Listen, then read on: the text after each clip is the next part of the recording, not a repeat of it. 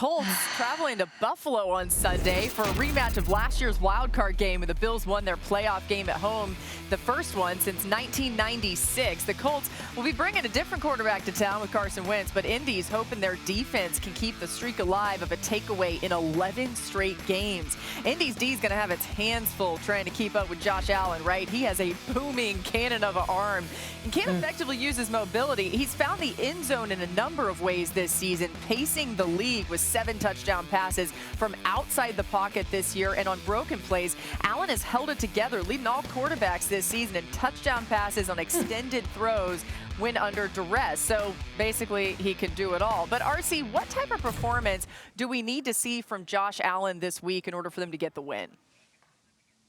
We need to get away from roller coaster Josh, right? The Josh Allen who gives you the very highs, but you also have the peaks and the valleys of the lows. You want Josh Allen to give you some of the explosive plays without some of the explosive blunders, without the things that come along with trying to be special. Much like we saw when he played against Kansas City. He was able to give you the big plays, but he didn't make the mistakes. He didn't set that team back. When you're playing a team that's opportunistic, like the Colts, a team that plays sideline to sideline, the way the Indianapolis Colts do, you have to be smart about the way that you attack them, especially knowing they have a guy like Jonathan Taylor on the other side who can have ball control. I want to see Josh Allen show us why he's a dude that could be an MVP. I just don't want him to show us why we were questioning that before last year.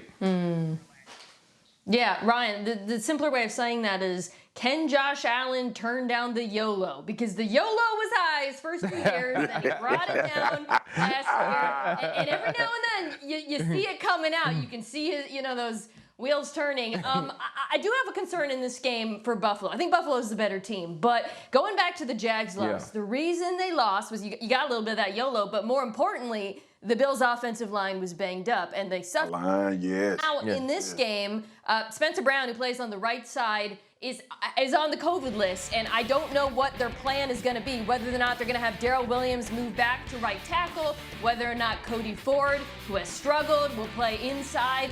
But that, to me, is a potential challenge in this game, because aside from Darius Leonard, the strength of this Colts defense is DeForest Buckner, who plays on the inside. You need an answer for that if you're Buffalo, because this team is really balanced, but to me, offensive line depth is their potential biggest Achilles heel, and it's one that we might see pop up in this particular game. Man, if Josh Allen is YOLO, so is Carson Wentz, right? You got 2 YOLO quarterbacks on both sides. So, Marcus, he's all YOLO all the time. Right, he's never not YOLO. Carson definitely play like you only die once, for sure. Yodo. Okay. So Marcus, how important is this game for Carson Wentz when you think about some of these things that we're talking about here for Indy? First of all, that conversation we just had, we are not the show to tell nobody to be not YOLO. Okay, we YOLO every day. YOLO all the time. So do not take our advice, all right? But the bottom line is, y'all, I believe outside of that final regular season game when Carson Wentz was with the Philadelphia Eagles and they needed to win that and beat the Dallas Cowboys to get in the playoffs, this is his most important regular season game of his career.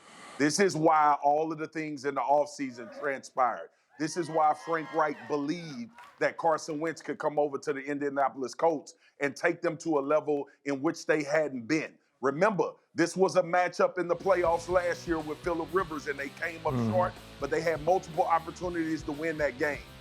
Just if the Buffalo Bills continue to have gap integrity like our boy Dan Orlovsky showed us the other day, and Jonathan Taylor is not getting off, and Carson Wentz has to push this ball down the field 30-plus times, can he do it against a secondary? We just talked about how he plays on the edge, how he doesn't want to take sacks, doesn't want to throw the ball out of bounds. Do not, I repeat, Carson Wentz, do not YOLO in this game, man. Play within structure. Hopefully the Indianapolis Colts can continue to assert themselves in their run game. I don't feel comfortable with it all in his hands, y'all. But this is one of his most important games of his career. You know, when Carson Wentz throws it 35-plus times, this team does not win. They're 0-4. When he throws it less than 35 times, they're 5-1. So there's a recipe there for what he needs to do. Somebody It's just had to say it. I wasn't going to say it, L Boogie. Somebody had to say it. All right, I'm glad you did. Thanks for watching ESPN on YouTube. For live streaming, sports, and premium content, subscribe to ESPN+.